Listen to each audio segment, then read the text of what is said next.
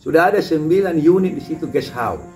Itu pun Rp1 mudah-mudahan untuk gedung guest house yang 9 unit, 8 guest house-nya itu satu balai pertemuannya itu jadi 9 gedung. Itu juga 100% itu adalah bantuan teman-teman CSR Bank.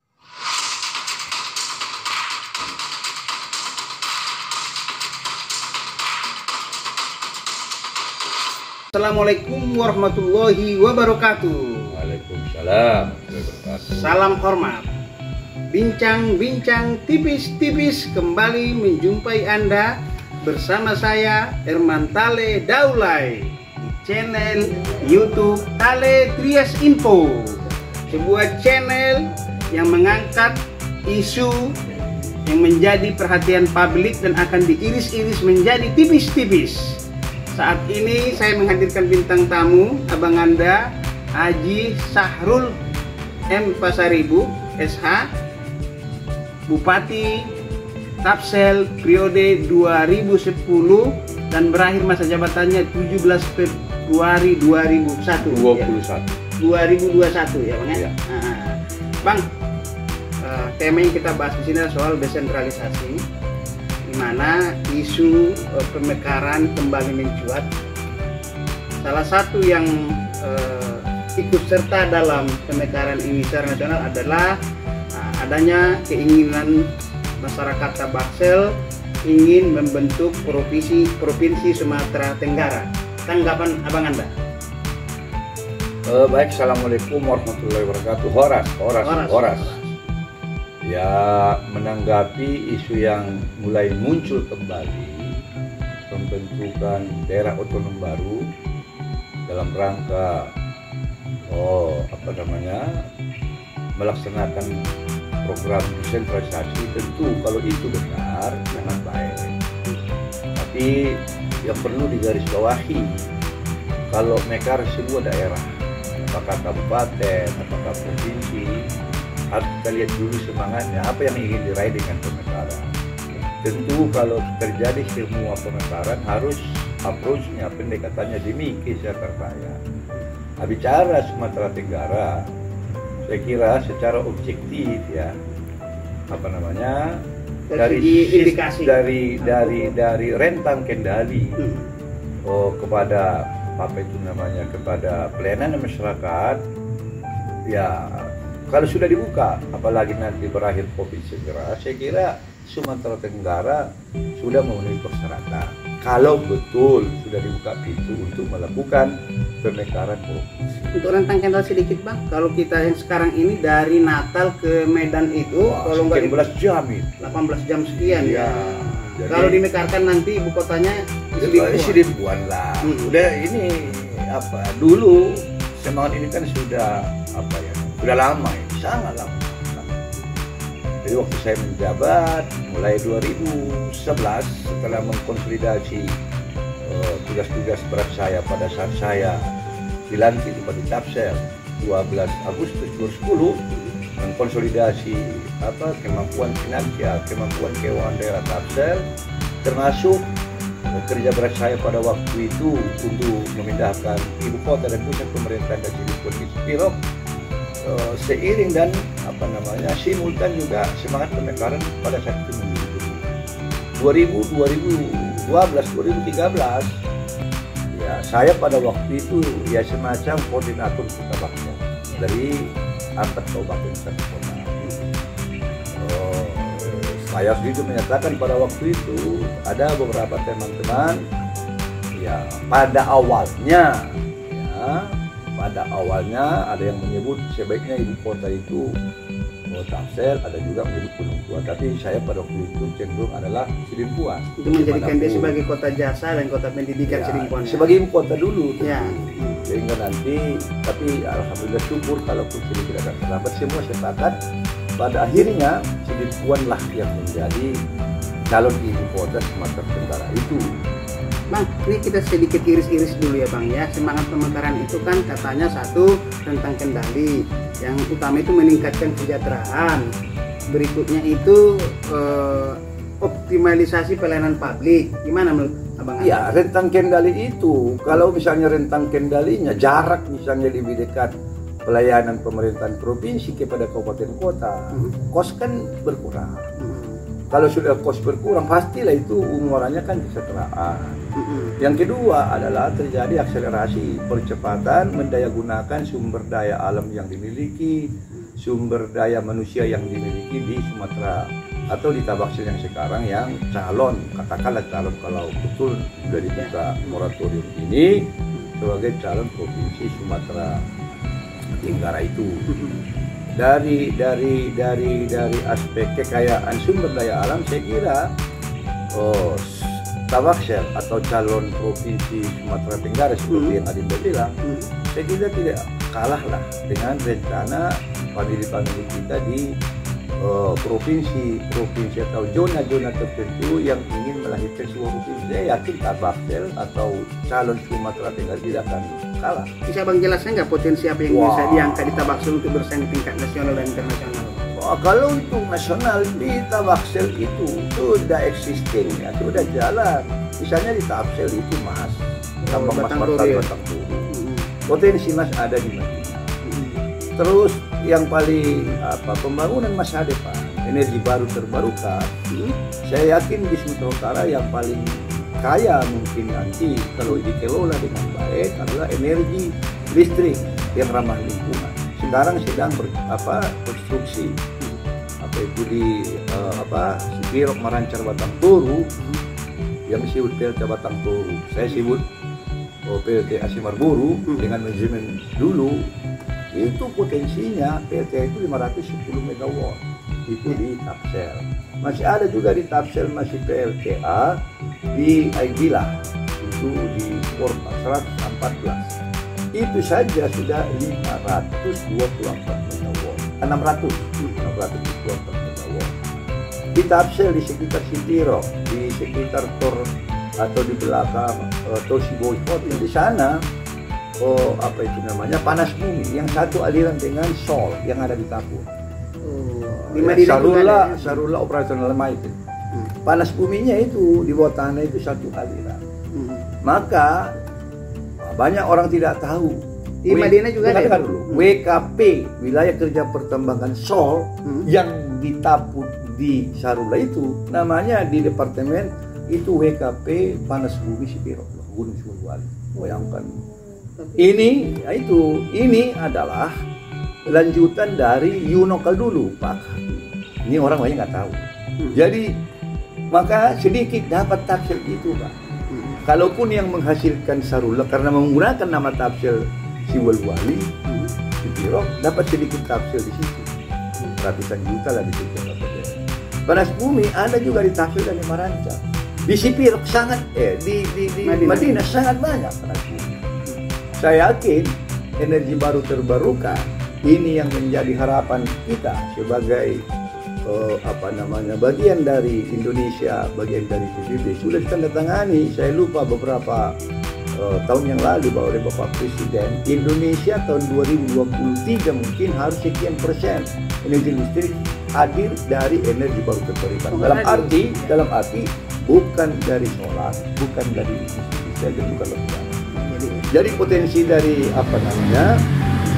energi baru terbarukan itu berada di Tabaksel. Saya yakin ribuan. Tentang di sini Prancis kalau nggak salah. Bukan Prancis. Perjanjian Paris. Iya, Prancis. Iya, perjanjian Paris. Betul. Di Paris.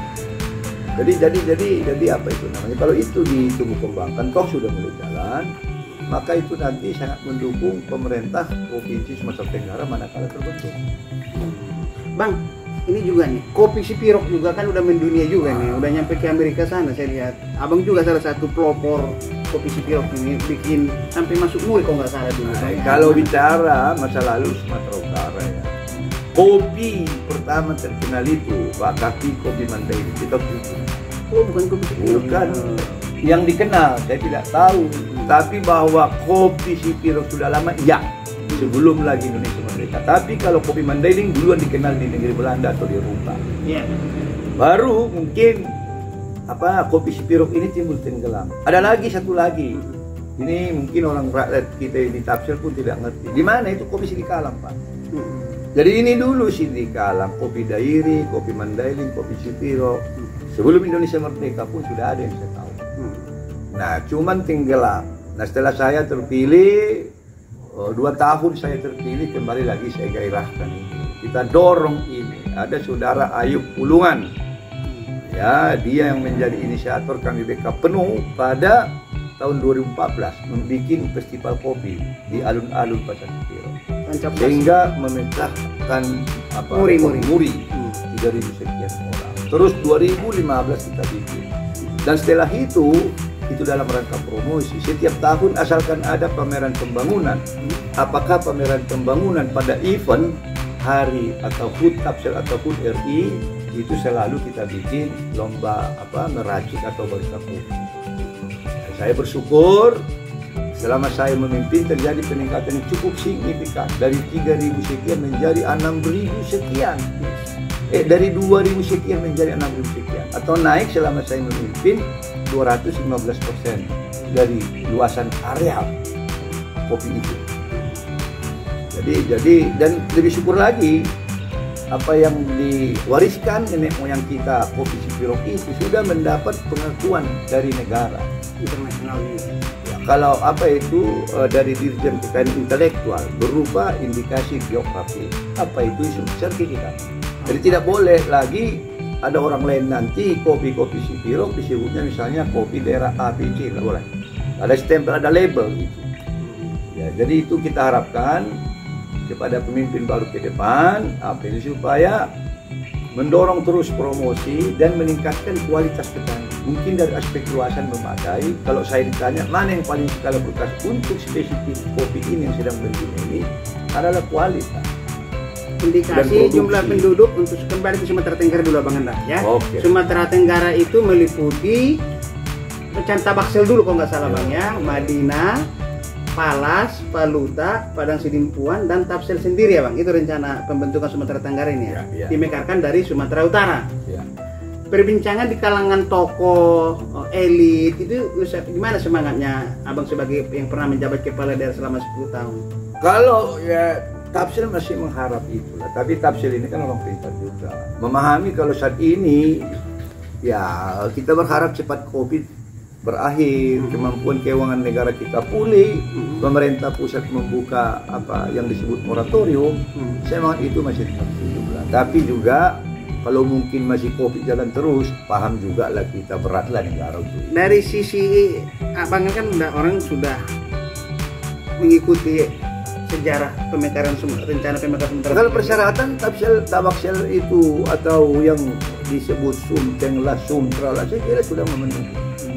Sekarang ada nggak sudah pemerintah pusat sudah membuka nggak? Membuka akran nggak?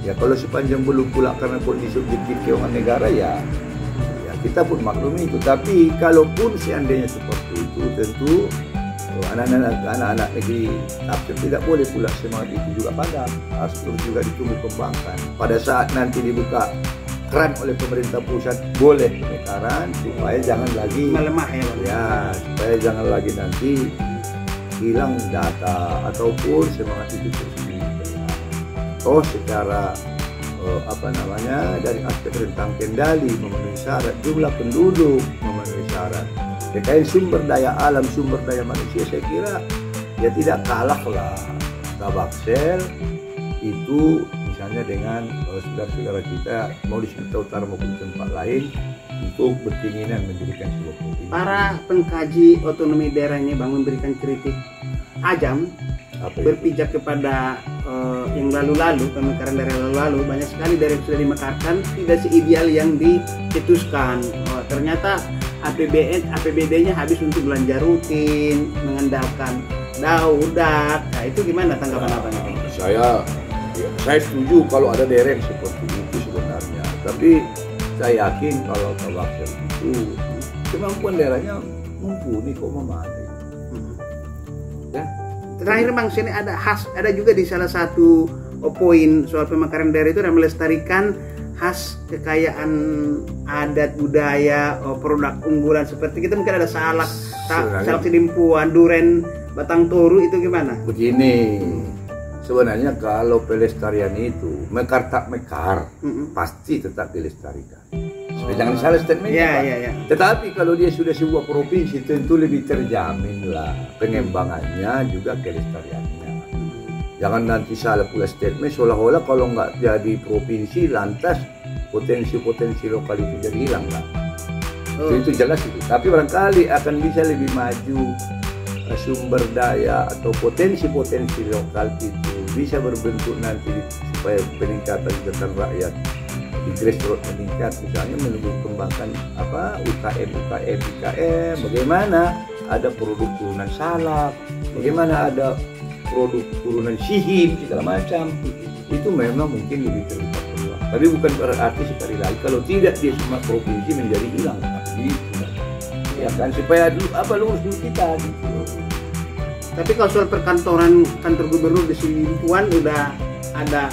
Oh ya, oleh teman-teman dulu ya, yaitu Bupati Madinah pada saat itu Saudara Dahlan, terus Wali Kota Sidimpuan, karena Madinah dulu mekar loh, 97-98, baru Kota Sidimpuan menjadi tafsir 2001, baru Palas Paduta di hari yang sama, di tanggal yang sama, yaitu tahun 2017.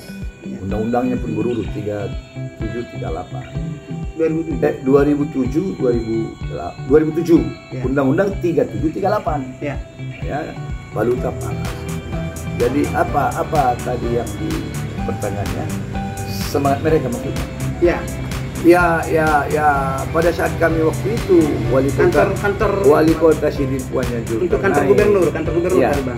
Bupati Palutanya Pak Bahru, udah itu sudah TSO kalau saya tidak salah, baru TSO menjadi Bupati Palas, Madinah pada waktu itu Saudara Dahlan, dengan perdebatan yang cukup menarik, akhirnya disepakati bahwa ibu kota itu kota Sidimpuan. Dan terus diminta ke saya pada waktu itu oleh rapat supaya karena kami sudah proses mulai perpindahan lah, membangun di Sipiro, bekas atau kantor bupati yang ada di Sidimpuan dan kantor DPRD Sidimpuan, itu dipersiapkan lah, diminta keikhlasan saya waktu itu selaku bupati supaya dipersiapkan itu menjadi kantor gubernur kalau sudah jadi daerah otonom baru atau provinsi Sumatera Tenggara, termasuk kantor DPRD Tapel yang di depan kantor wali kota itu juga dipersiapkan menjadi kantor DPRD provinsi Sumatera Tenggara, dan sudah secara resmi sudah ada keputusan DPRD di sini, dan itu juga kita kirim dulu ke DPR RI Pak Kafi dan ke Kemendagri, sehingga ini bagian yang tidak terpisahkan keluar surat presiden untuk supaya RUU bahwa Sumteng itu bagian yang di Sumatera Tenggara itu bagian yang sudah dikaji untuk berikutnya. Ini di akhir kepemimpinan Pak SBY. Jadi sudah ada, kalau besok misalnya jadi provinsi Sumteng, kalau kantor gubernur sudah ada kantor DPRD bekas dan menetapkan itu berada di provinsi. Terakhir pertanyaan receh nih, ini receh pertanyaannya. Apa receh? Recehnya apa? Kan nanti rebutan orang jadi gubernur ataupun jadi apa DPR kita berpikirnya sempit, ada itu berjuang aja lah terus lah. Ya, siapa yang kepingin maju aja siapa sih? Iyalah. Demikian. Jadi itu sekarang rumit loh. Seandainya disetujui di Undang-Undang 23 ini, dia masih masa percobaan sekian tahun. Dia masa persiapan. Masa persiapan itu pejabat yang ditunjuk oleh gubernur Provinsi Sumut misalnya. Jadi nggak mudah. Jadi saran saya kepada Dinda, pada semua, jangan pernah bosan. Tim perantau ini ya. Kepada perantau ini, berjuanglah. Berjuang ini mungkin hasilnya tidak tahun ini, tahun depan, bisa 5-6 tahun ke depan, tapi semangat tidak boleh mati. Makanya kalau disebut nanti persiapan jadi gubernur, jadi ketua, saya kira tidak ada orang berpikir ke situ. Supaya kita jernih melihat sesuatu. Ya Bang, ini sedikit Abang secara pribadi dulu, Abang meninggalkan legasi wisata religi di Sipiro, jalan-jalan tadinya tidak terhubung, ini terakhir nih Bang, sehingga tembuslah dari Sipiro ke Maracet ke Batang Toru seperti itu wisata religi, terutama masjid yang dibangun oleh Abang Sahrul ini gimana Bang? Saya sebenarnya bersyukur lah ya, saya bersyukur, tapi banyak peran orang. Saya masuk tanahnya 1 meter pun belum ada kantor bupati, masih hutan, masih miliknya TPL, tapi sudah dirintis pendahulu dengan berbagai dinamika, mandek di tengah jalan. Dengan sesungguhnya kantor bupati itu dulu beberapa opsi, tapi saya juga putuskan yang ini, toh juga ini. Walaupun di demo habis-habisan ya Bang? Wah, sampai ada bakar-bakar biasa itu mungkin mereka nggak ngerti. Sama juga dengan kami. Jadi kalau disebut barangkali ada legasi, ya biarkan rakyat dan tanda taksir yang menilai lah. Tapi saya bersyukur, ya saya mulai mendapatkan tanah itu dari Menteri Kehutanan tanggal 29 April 2011. Terus saya rancang terus. Maka saya letakkan batu pertama pembangunan kantor bupati itu dengan 2 unit yang besar, kantor sekretariat kantor bupati dan kantor DPRD, tanggal 10 Agustus 2012. Alhamdulillah 12 Agustus 2014 kantor bupati berupa sekretariat dan kantor Bapeda Keuangan serta kantor DPRD sudah pindah bahkan 2 tahun.